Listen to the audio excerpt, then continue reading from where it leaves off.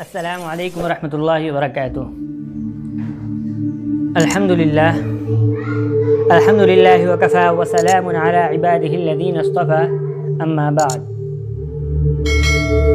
فقد قال النبی صلی اللہ علیہ وسلم سبعۃ یظلهم اللہ تعالی فی ظلہ یوم لا ظل الا ظلہ، امام عادل وشاب نشأ فی عبادۃ اللہ، ورجل قلبه معلق فی المساجد، ورجلان تحابا فی اللہ اجتمعا علیہ وتفرقا علیہ، ورجل دعته امرأة ذات منصب وجمال فقال انی اخاف اللہ، ورجل تصدق بصدقة فأخفاها حتى لا تعلم شماله ما تنفق يمينه، ورجل ذكر الله خاليا ففاضت عيناه، او كما قال صلی اللہ علیہ وسلم۔ محترم بزرگوں، دوستو، نوجوانان ملت، آج کا میرا موضوع اور میرا ٹاپک حضور صلی اللہ علیہ وسلم کی ایک حدیث ہے، جس میں آپ صلی اللہ علیہ وسلم نے 7 لوگوں کو ذکر فرمایا ہے، اور وہ 7 لوگ کون ہوں گے، ان کے ذکر کرنے کی کیا وجہ ہے، ان کی کیا خاصیت ہے، وہ حدیث میں بیان کیا گیا ہے۔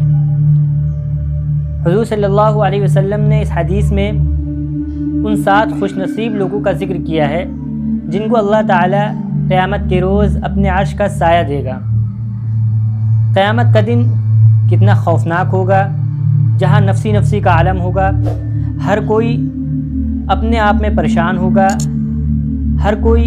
اپنے اعمال کے بقدر پسینے میں ڈوبا ہوگا، شرابور ہوگا۔ جس وقت سورج سر کے اوپر ہوگا، سخت گرمی کا عالم ہوگا، اس گرمی میں اگر کسی کو ذرا سا سایہ نصیب ہو جائے گا تو اس کے لیے کتنی خوش نصیبی کی بات ہے۔ تو سوچئے، جس شخص کو اللہ تعالیٰ اپنے عرش کا سایہ دے دے تو وہ کتنا خوش نصیب ہوگا۔ تو آپ صلی اللہ علیہ وسلم نے اس حدیث میں 7 لوگوں کا ذکر فرمایا ہے کہ وہ 7 لوگ ایسے ہوں گے جن کو اللہ تعالیٰ ان کے اچھے اعمال اور ان کے خاص اعمال کی وجہ سے اپنے عرش کا سایہ دے گا۔ وہ 7 لوگ کون ہیں؟ تو حضور صلی اللہ علیہ وسلم نے ان کا ذکر بہت ہی آسان لفظوں میں بیان کیا ہے۔ چنانچہ فرمایا، سب سے پہلا شخص امام عادل، یعنی عادل حکمران، انصافور حکمران، ایسا بادشاہ، ایسا گورنر یا ایسا حاکم جو لوگوں کے درمیان انصاف کرتا ہو، جو لوگوں کے ساتھ رحم دل ہو، ان کی باتوں کو سنتا ہو، ان کے کاموں میں ساتھ دیتا ہو اور ان کے درمیان انصاف کرتا ہو۔ ایسا شخص اللہ تعالیٰ کے عرش کا سایہ کا حقدار ہوگا، اور اللہ تعالیٰ قیامت کے روز اس کو اپنے عرش کا سایہ عطا کرے گا۔ دوسرا، اللہ کے نبی صلی اللہ علیہ وسلم نے جو فرمایا، وہ ایسا نوجوان جو اللہ کی عبادت کرتا ہو، جس کی جوانی اللہ کی عبادت میں گزری ہو۔ ایک اور حدیث میں آتا ہے کہ حضور صلی اللہ علیہ وسلم نے ارشاد فرمایا کہ اللہ تعالیٰ کو جوان شخص کی عبادت بہت پسند ہے، اسی طرح جوان شخص کی توبہ بہت پسند ہے۔ تو جو شخص جوانی اللہ کی عبادت میں گزارے گا، جو شخص جوانی کے عالم میں، جوانی کی حالت میں اللہ کی عبادت کرتا ہوگا اور اللہ کی عبادت کا عادی ہوگا، ایسا شخص قیامت کے روز اللہ کے عرش کے سائے کا حقدار ہوگا، اور اللہ تعالیٰ اس کو اپنے عرش کا سایہ بھی عطا کرے گا۔ نمبر 3، وہ شخص جس کا دل مسجد میں لگا رہتا ہو۔ اب مسجد میں لگے رہنے کا مطلب بہت سا ہو سکتا ہے۔ اس کو نماز کی فکر رہتی ہو کہ وہ ایک نماز پڑھ کے آیا، پھر اس کے دل میں، اس کے ذہن میں بات رہتی ہو کہ جلدی سے اذان ہو اور میں پھر سے مسجد جاؤں، نماز ادا کروں، یا یہ کہ مسجد کی صفائی ستھرائی کا خیال اس کے ذہن میں رہتا ہو، مسجد بنانے کا خیال اس کے ذہن میں رہتا ہو، یا جو کچھ بھی مسجد کے لحاظ سے رہتا ہو، نیک کام۔ ایسا شخص بھی قیامت کے روز اللہ کے عرش کے سایہ کا حقدار ہوگا، اور اللہ تعالیٰ اس کو اپنے عرش کا سایہ دے گا۔ اسی طرح تیسرا شخص وہ ہے جو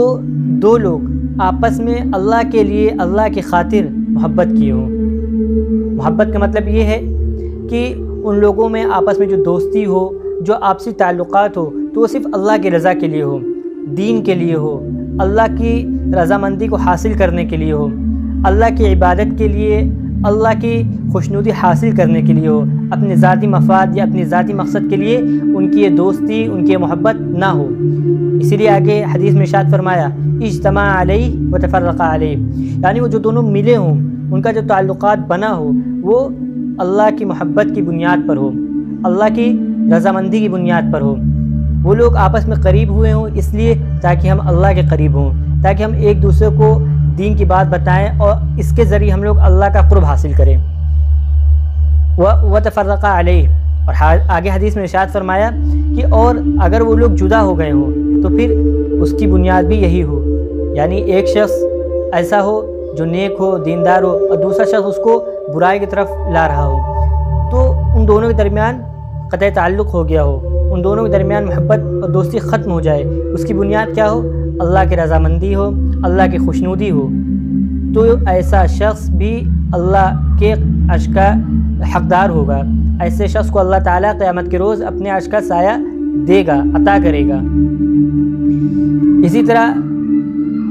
وہ شخص جس کو کسی بدکار عورت نے کسی غلط کام کے لیے بلایا، یعنی کوئی شخص، کوئی نیک شخص تھا، اس کو کسی اچھی عورت نے، مرتبے والی ہو، عہدے والی ہو، جس کے پاس اچھا اسٹیٹس ہو اور اچھا منصب ہو، خوبصورت ہو، ایسی عورت کسی انسان کو کسی غلط کام کے لیے برے ارادے سے بلائے تنہائی میں یا کہیں بھی، اور وہ شخص اس عورت کے پاس جانے سے انکار کر دے، اور انکار کرنے کا مقصد اس کا اپنا ذاتی نہ ہو، بلکہ وہ یہ سوچے کہ یہاں پہ اللہ کی رضامندی نہیں ہے، اللہ مجھ سے ناراض ہوگا، اللہ کو تکلیف ہوگی، تو یہ سوچ کر اس نے اس عورت کے پاس جانے سے انکار کر دیا، اس عورت کو انکار کر دیا، تو ایسا شخص قیامت کے روز اللہ کے عرش کا حقدار ہوگا، اور اللہ تعالیٰ اس کو بھی قیامت کے دن اپنے عرش کا سایہ عطا کرے گا۔ اسی طرح وہ شخص جس نے کوئی صدقہ کیا ہو اور اس کو اتنا چھپایا ہو کہ حدیث میں یہ لفظ بیان کیا گیا ہے چھپانے کے لیے کہ اس کے دائیں ہاتھ نے جو چیز خرچ کی ہے اس کے بائیں ہاتھ کو بھی علم نہ ہو، یعنی اتنا چھپایا کہ اس کے اپنی ذات کے اندر ہی اس کے ایک ہاتھ نے جو چیز دیا ہے اس کے دوسرے ہاتھ کو معلوم نہ ہو، تو ایسا شخص بھی قیامت کے روز اللہ کے عرش کا حقدار ہوگا، سایہ کا حقدار ہوگا، اور اللہ تعالیٰ اس کو بھی عرش کا سایہ عطا کرے گا۔ آج کل لوگ صدقہ کرتے ہیں، لوگ چیریٹی کرتے ہیں، اور جو لوگ غریبوں کی مدد کرتے ہیں، تو غور کیجئے، کیا آپ اس حدیث کے مصداق ہیں؟ کیا آپ کو اس حدیث کی روح سے اللہ کے عرش کا سایہ ملے گا؟ آج کل ہمارا مزاج، ہمارا مائنڈ یہ بن گیا ہے کہ اگر کسی کی مدد کرو تو اس کو سوشل میڈیا پر ڈالو، اس کو اسٹیٹس پر لگاؤ، اس کو وائرل کرو تاکہ ہم فیمس ہو جائیں۔ 5,000 کی چیز دیا ہے، 500 کی چیز دیا ہے،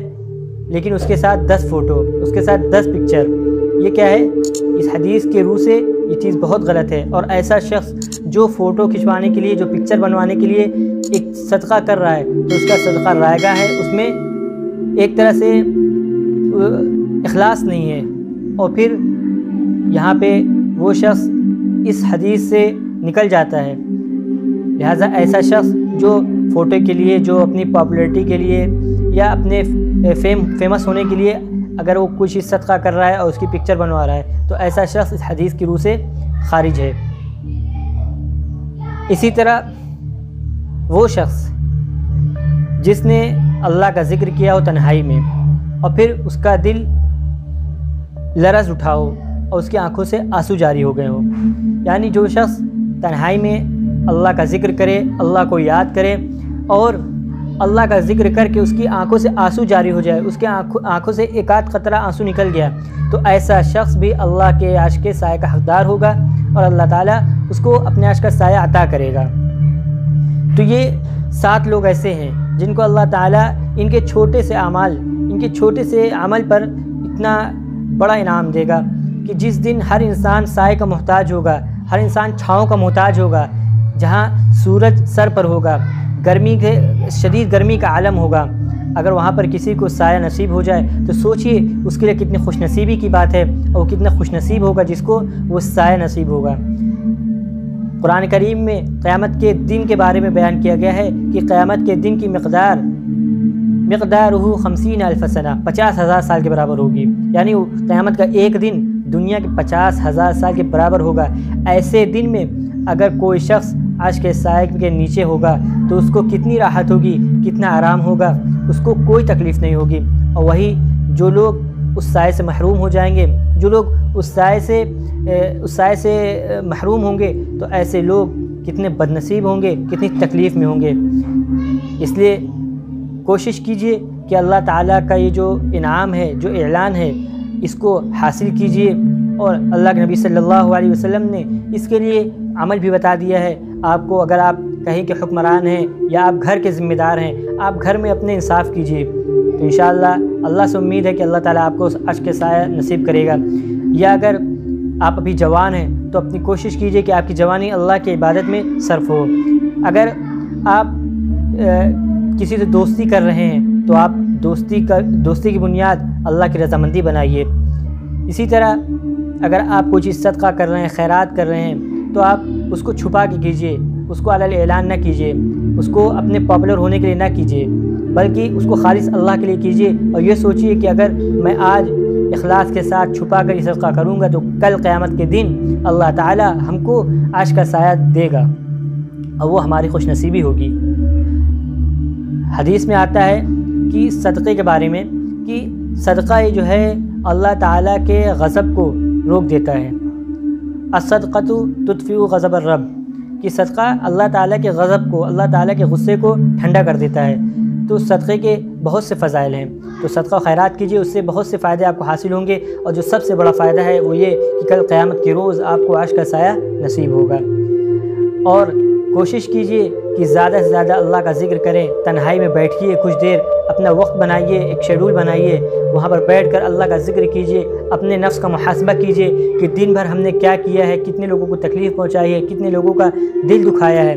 اور ہو سکے تو ان سے معافی مانگیے، اللہ سے معافی مانگیے، توبہ کیجئے، استغفار کیجئے، اور کوشش کیجئے کہ آپ کے آنکھ سے آنسو جاری ہو جائے۔ ہو سکتا ہے شروع میں آنکھ سے آنسو جاری نہ ہو، اس لیے کہ انسان بہت سخت دل ہو چکا ہے، گناہ اتنے زیادہ کرتا ہے کہ اس کا دل سخت ہو چکا ہے، پتھر ہو چکا ہے، اس کے آنکھ سے آنسو جاری نہیں ہوتے۔ لیکن شروع میں دکھاوے کے لیے زبردستی آنکھ سے آنسو گرائیے، اور اللہ سے توبہ کیجئے، امید رکھیے انشاءاللہ بہت جلد اللہ تعالیٰ آپ کی یہ کیفیت بنا دے گا کہ آپ جب ذرا سا اللہ کا ذکر کریں گے تو آپ کے آنکھ سے آنسو جاری ہو جائیں گے۔ اللہ تعالیٰ ہم سب کو کہنے سننے سے زیادہ عمل کرنے کی توفیق عطا فرمائے۔ وما علینا الا البلاغ المبین۔